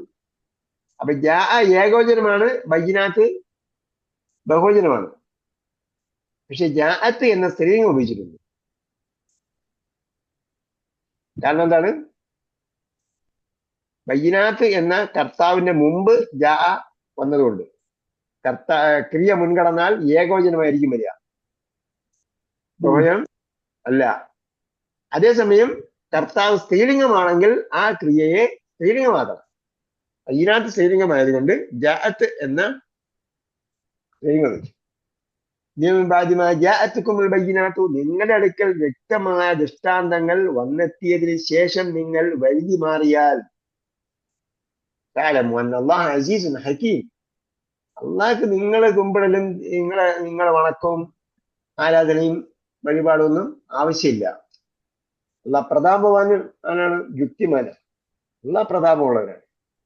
നിങ്ങളെ സുജൂദ് കണ്ടിട്ടല്ല അള്ളാഹ് എന്താകുന്നത്, ഞാൻ വലിയവനാണ് എന്ന് കരുതുന്നത്. മറിച്ച് അള്ളാഹ് പ്രതാപവാനാണ്. അള്ളാഹെ സ്തുതിക്കണമെങ്കിലും വാഴ്ത്തണമെങ്കിലും അനവധി, എന്താ പറയുക, എണ്ണമറ്റ മലക്കുകളുണ്ട്. നഹ്നു നുഖദ്ദിസു ബിഹംദിക, നഹ്നു നുസബ്ബിഹു ബിഹംദിക വനുഖദ്ദിസു ലക് എന്ന് പറഞ്ഞല്ലോ. തസ്ബീഹും തഖ്ദീസും ഒക്കെ ഞങ്ങൾ ചെയ്യുന്നുണ്ട് എന്ന് മലക്കുകൾ പറഞ്ഞു. അപ്പം അള്ളാഹ്ക്ക് നിങ്ങളുടെ തസ്ബീഹും തഹ്മീദും ഇബാദത്തും ഒന്നും ആവശ്യമില്ല. മറിച്ച് എന്താണ്, അള്ളാഹ് പ്രതാപവാനും യുക്തിമാനുമാണ്. നിങ്ങൾ വഴിമാറിയാൽ നിങ്ങൾക്കാണ് അതിന്റെ ദോഷമുള്ളത്, അതിന്റെ നഷ്ടമുള്ളത് എന്നാണ് പറയുന്നത്. ഹൽ യൻദുറൂന ഇല്ലാ അൻ യഅതിയഹുമുല്ലാഹു ഫീ ളുലലിൻ മിനൽ ഗമാം വൽ മലായികത്തു വഖുദിയൽ അംർ. അല്ല, അള്ളാഹ് നേരിട്ട് വരണമെന്നാണോ നിങ്ങൾ വിചാരിക്കുന്നത്? അള്ളാഹ് എന്തുകൊണ്ട് നേരിട്ട് ഇറങ്ങി വരുന്നില്ല? അള്ളാഹ് അങ്ങനെ വരികയും പിന്നെ മലക്കുകൾ അകമ്പടി എന്തുകൊണ്ട് സേവിക്കുന്നില്ല എന്നൊക്കെ ചോദിക്കും ആൾക്കാർ. ഞങ്ങൾക്ക് ഇതൊന്നും മനസ്സിലായില്ല, ബോധ്യപ്പെട്ടില്ല. ദൈവം നേരിട്ട് ഇറങ്ങി പറയട്ടെ. എന്തുകൊണ്ട് അള്ളാഹ് മുഹമ്മദത്തെ ലഭിച്ചു, അല്ലെങ്കിൽ ചില ആൾക്കാരെ തന്നെ നബിമാരാക്കി? ഞങ്ങൾക്ക് തെളിവ് മനസ്സിലായില്ല എന്നൊക്കെ പറയുന്ന ആൾക്കാരോട് ചോദിക്കുക. തെളിവുകളും പ്രമാണവും ഞങ്ങൾക്ക് ബോധ്യപ്പെട്ടിട്ടില്ല എന്ന്, ദൃഷ്ടാന്തവും ഞങ്ങൾക്ക് ബോധ്യപ്പെട്ടില്ല എന്ന് പറയുന്നവരോട് ചോദിക്കുകയാണ്, ഇനിയും എന്ത് തെളിവാണ് നിങ്ങൾ ആഗ്രഹിക്കുന്നത്? ഇനിയും എന്ത് ദൃഷ്ടാന്തം വേണമെന്നാണ് നിങ്ങൾ ആഗ്രഹിക്കുന്നത്?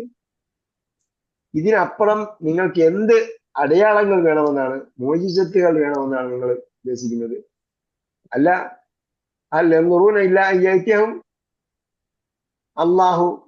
അള്ളാഹ് വരും നിങ്ങളുടെ അടുക്കൽ, അവരുടെ അടുക്കൽ അള്ളാഹ് വരും എന്നാണോ അവർ പ്രതീക്ഷിക്കുന്നത്? അൽ യൻദുറൂന എന്ന് പറഞ്ഞാൽ അവർ നോക്കി നിൽക്കുകയാണോ? അൽ യൻതദിറൂന എന്നാണ് എന്റെ ആശയം. അൽ യൻദുറൂന, അവർ നോക്കിയിരിക്കുകയാണോ? ഇല്ലാ അൻ യഅതിയഹുമുല്ലാഹു ഫീ ളുലലിൻ മിനൽ ഗമാം. ളുലൽ എന്താ? തണൽ.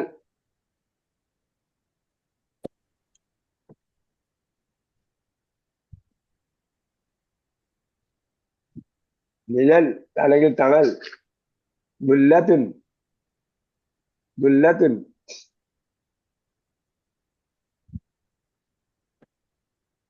ഗുല്ലത്തിന് വാക്ക് ഖുറാനിലുണ്ട്. പർവ്വതത്തെ അവരുടെ മേൽ പിടിച്ചു കാരണം ഗുല്ലത്തിനെന്നൊക്കെ പറഞ്ഞു, ഒരു തണൽ പോലെ. മിനൽ ഹമാമി, മേഘത്തിന്റെ തണലുകളിൽ അല്ല ആഗതമാകുന്നതിനെയാണോ അവർ കാത്തു നിൽക്കുന്നത്? അല്ല ഇങ്ങനെ എന്തോ ഒരു രൂപത്തിൽ, അല്ലാണ്ട് രൂപം നമുക്ക് തന്നെ പറയാൻ പാടില്ല.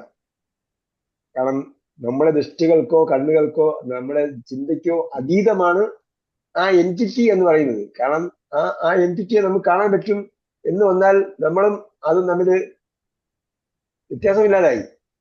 നമുക്ക് കഴിയില്ല, നമ്മുടെ ദൃഷ്ടികൾ അത് കാണാൻ പറ്റിയതല്ല. നമുക്ക് കാണാൻ പറ്റാത്ത വേറെ പല സംഗതികളുണ്ട്, കേൾക്കാൻ പറ്റാത്ത പല സംഗതികളുണ്ട്, നമ്മുടെ കേൾവിക്ക് അപ്പുറമായ സംഗതിയുണ്ട്, കേൾവിയുടെ താഴെയുള്ള സംഗതിയുണ്ട്. ആ ഡെസിബൽ വെച്ച് നമുക്ക് ചിന്തിച്ചാൽ മതി. ഒരു നിശ്ചിത ഡെസിബലിന് അപ്പുറമുള്ളതിന് നമുക്ക് കാണാൻ പറ്റില്ല, നമുക്ക് കേൾക്കാൻ പറ്റില്ല. അതിന് താഴെയുള്ളതിന് നമുക്ക് കേൾക്കാൻ പറ്റില്ല. അതേപോലെ നമ്മുടെ ദൃഷ്ടിക്ക് ഒരു ലിമിറ്റ് ഉണ്ട്. നമ്മുടെ ദൃഷ്ടിയുടെ ലിമിറ്റിനെ നമ്മൾ എന്ത് ചെയ്യും? മൈക്രോസ്കോപ്പ് വെച്ചൊക്കെ നമ്മൾ വർദ്ധിപ്പിക്കുകയൊക്കെ ചെയ്യും. അതിനപ്പുറമായ ഒരു കാഴ്ച വേറെയുണ്ട്.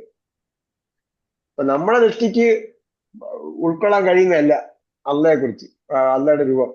അങ്ങനെ എന്തോ രൂപത്തിൽ അള്ള ആഗതമാകും. അങ്ങനെ മേഘം അള്ള ആഗതമാകുമ്പോഴത്തേക്ക് എങ്ങനെ കൊട പിടിക്കും? രാജാക്കന്മാർ കൊടയും ചൂടിയല്ലേ വരുന്നത്.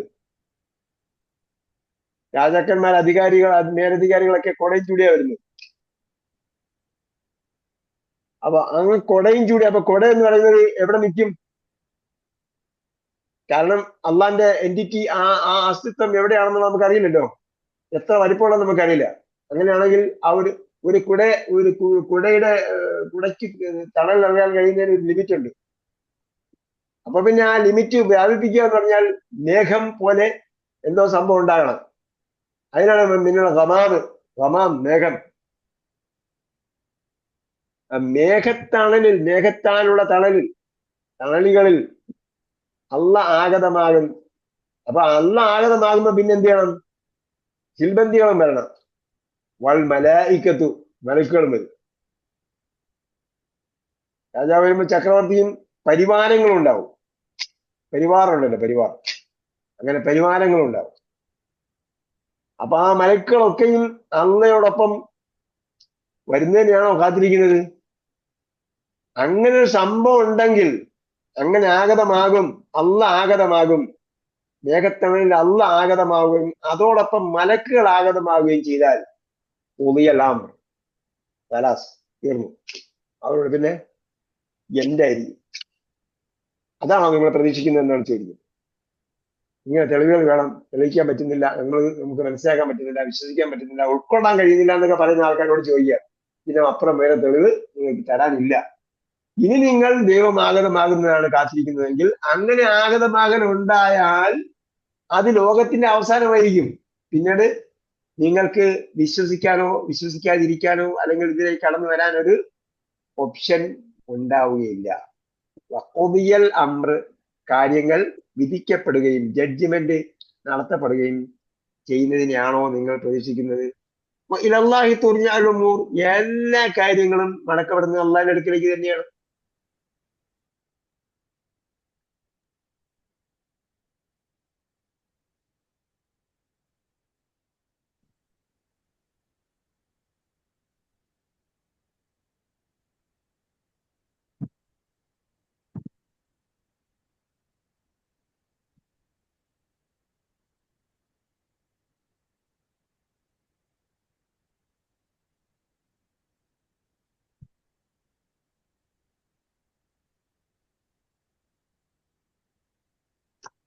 ഓക്കെ, വേറെന്തെങ്കിലും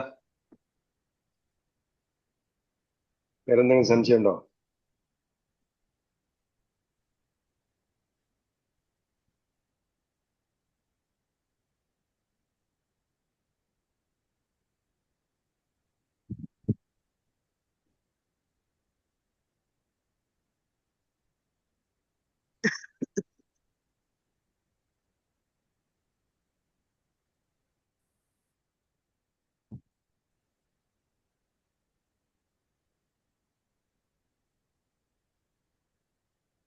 സംശയങ്ങളെല്ലാം ഉണ്ടോ? ഗ്രാമർ, വാക്കർത്ഥം, വാക്യഘടന, ആയത്തിന്റെ അർത്ഥം,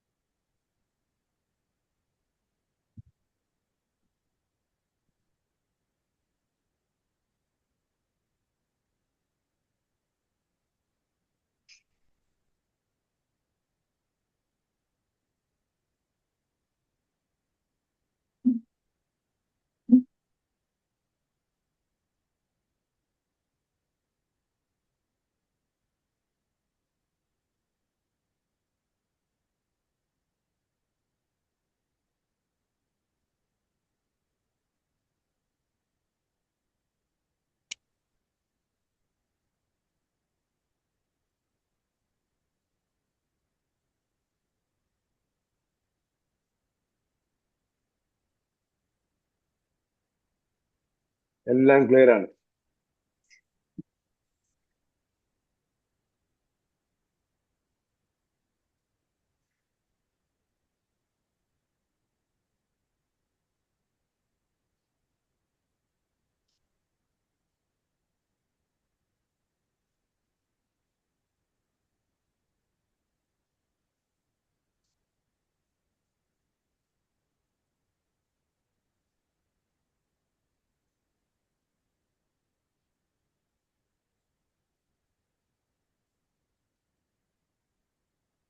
അല്ലാഹു സുബ്ഹാനഹു വ തആല ഖുർആൻ യഥാവിധി മനസ്സിലാക്കാനും പഠിക്കാനും ചിന്തിക്കാനും ആനുകാലികമായി അതിനെ തുലനം ചെയ്യാനും അതിന്റെ പ്രസക്തി ഗ്രഹിക്കാനും നമുക്ക് തൗഫീഖ് നൽകട്ടെ. آمين നമ്മൾ ഖുർആൻ പഠിക്കാൻ തുടങ്ങിയപ്പോൾ ഒരു കാര്യം പറഞ്ഞായിരുന്നു. ഖുർആൻ വായിക്കുമ്പോഴത്തേക്ക് എന്ത് ചെയ്യണം? ആസ്ക്, ഇവാലുവേറ്റ്, പ്ലാൻ, പ്രൊപ്പഗേറ്റ് എന്ന് പറഞ്ഞു. ആർക്കെങ്കിലും ഓർമ്മയുണ്ടോ? ആസ്ക്, ഇവാലുവേറ്റ്, പ്ലാൻ, കേട്ടിട്ടുണ്ടായിരുന്നു? ഞങ്ങൾ ആദ്യത്തെ വെബിനാർ ക്ലാസ്സിലൊക്കെ ഉണ്ടായിരുന്നവരാണെങ്കിൽ അറിയാം. അന്ന് നമ്മൾ പഠിപ്പിച്ചിട്ടുണ്ട് ആസ്ക്, ഇവാലുവേറ്റ്, പ്ലാൻ, പ്രൊപ്പഗേറ്റ്. അതായത് DPPR എന്ന് പറയുന്ന സംഭവം പഠിപ്പിച്ചിട്ടുണ്ടായിരുന്നു. അതേപോലെ ആസ്ക്, ഇവാലുവേറ്റ്, പ്ലാൻ, പ്രൊപ്പഗേറ്റ് എന്ന സംഭവം പഠിക്കും. അപ്പം അണ്ടർസ്റ്റാൻഡ് ചെയ്ത് കഴിഞ്ഞാൽ എന്ത് വേണം? അണ്ടർസ്റ്റാൻഡ് ചെയ്താൽ ഉടനെ തന്നെ ആസ്ക്, പഠിച്ചവനെ ഇതനുസരിച്ച് ജീവിക്കാൻ നിങ്ങൾക്ക് നീ തൗഫീഖ് നൽകണമേ. ആസ്ക് എന്ന് പറഞ്ഞാൽ പ്രാർത്ഥിക്കുക, ചോദിക്കുക. ഇവാലുവേറ്റ് എന്ന് പറഞ്ഞാൽ ഞങ്ങൾ ഇങ്ങനെയാണോ എന്ന് ചിന്തിക്കുക. പ്ലാൻ എന്ന് പറഞ്ഞാൽ ഇത് നടപ്പാക്കാൻ വേണ്ടി പ്ലാൻ ചെയ്യുക. Ask, evaluate, plan and propagate, ഇത് മറ്റുള്ളവർക്ക് പഠിപ്പിച്ചു കൊടുക്കുക. ഈ സംഭവം വെച്ചിട്ടാണ് നമ്മൾ എന്ത് ചെയ്യേണ്ടത്? ഖുർആനെ കുറിച്ച് ചിന്തിക്കേണ്ടത്.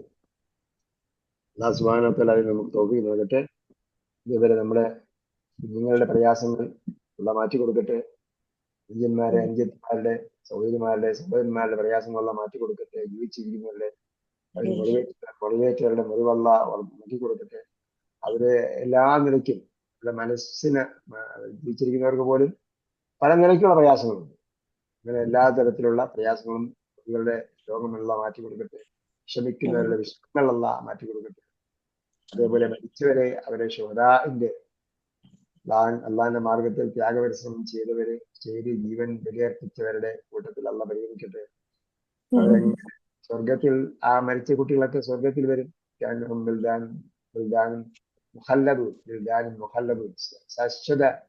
ശാശ്വതമായി അവർ കുട്ടികളായിരിക്കും. സ്വർഗത്തിൽ വരുമ്പോഴത്തേക്ക് അവർ ശാശ്വതമായി കുട്ടികളായിരിക്കും, നന്മ കുട്ടികളായിരിക്കും. ആ കുട്ടികൾ എന്ത് ചെയ്യും? ആ കുട്ടികൾ എവിടെയും ഓടി നടക്കും. അങ്ങനെ നമ്മളെ സേവിക്കാനും മുതിർന്നവർക്കും മാതാപിതാക്കൾക്കും ഒക്കെ അവര് എന്തായിത്തരും?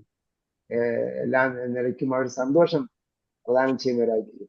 അങ്ങനെ സ്വർഗത്തിൽ തട്ടിക്കളിക്കുന്ന കുഞ്ഞുങ്ങളായി മാറട്ടെ. അവരുടെ എല്ലാ നിലയ്ക്കുള്ള പ്രയാസം മാറ്റട്ടെ, കൊടുക്കട്ടെ. അതേപോലെ ഈ ക്രൂരതയൊക്കെ കാണിക്കുന്നവരെ സംബന്ധിച്ചോളം അവർ തീർച്ചയായിട്ടും വിചാരിച്ചിരിക്കുന്നത് അള്ളാഹ് കാണുന്നില്ലെന്നാണ്. അള്ളാഹ് എല്ലാം കാണുന്നുണ്ട്. അതിന്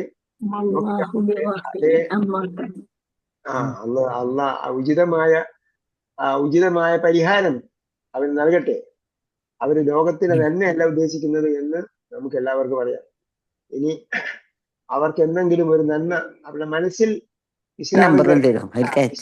ഇസ്ലാമിനെ കുറിച്ചുള്ള ചിന്ത അള്ളാഹ് ഇട്ട് കൊടുക്കുകയാണെങ്കിൽ ഒരുപക്ഷെ മാറ്റം ഉണ്ടായിരിക്കാം. നമുക്കറിയാം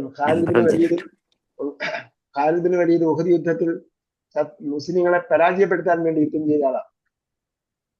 യുദ്ധത്തിൽ മുസ്ലിങ്ങൾ വിജയിച്ചു പോകുന്ന മുസ്ലിങ്ങളെ പിന്നിലൂടെ ആക്രമിച്ചുകൊണ്ട് പരാജയപ്പെടുത്തിയ ആളാണ് ഖാലിദ് ബിൻ വലീദ്. പിന്നീട് ആ ഖാലിദ് ബിൻ വലീദ് അറിയപ്പെട്ടത് സൈഫുല്ലാഹി ഖാലിദ് ബിൻ വലീദ് എന്നാണ്. നബി സല്ലല്ലാഹു അലൈഹി വസല്ലമയുടെ തല്ലെടുക്കാൻ പോയ ആളാണ് ഉമർ ഖത്താബ് എന്ന് നമുക്കറിയാം. ഉമർ ബിൻ ഖത്താബ് നമുക്കറിയാം. ആ ഉമർ ബിൻ ഖത്താബ് പിന്നീട് ഇസ്ലാമിന്റെ ധീര ഭരണാധികാരിയായി ദീർഘകാലം ഖലീഫയായി നാടുവാണയാണ്, ഇസ്ലാമിക സാമ്രാജ്യം ഭരിച്ചാലാണ് എന്ന് നമുക്കറിയാം. അപ്പൊ ആ നിലയ്ക്ക് അവർക്കൊക്കെ വെളിച്ചം, ദീനിന്റെ വെളിച്ചം കാണിച്ചതുപോലെ അവർക്കും ഈ ശത്രുക്കൾക്കും അള്ളാഹ് വെളിച്ചം കാണിച്ചു കൊടുക്കട്ടെ എന്ന് നമുക്ക് പ്രാർത്ഥിക്കാം. റബ്ബനാ ആതിനാ ഫിദ്ദുനിയാ ഹസന വഫിൽ ആഖിറതി ഹസനതൻ വഖിനാ അദാബന്നാർ. برحمتك يا ارحم الراحمين. صلى الله تعالى وسلم على خير خلق محمد وعلى اله وصحبه اجمعين، والحمد لله رب العالمين. الى اللقاء باذن الله. السلام عليكم ورحمه الله.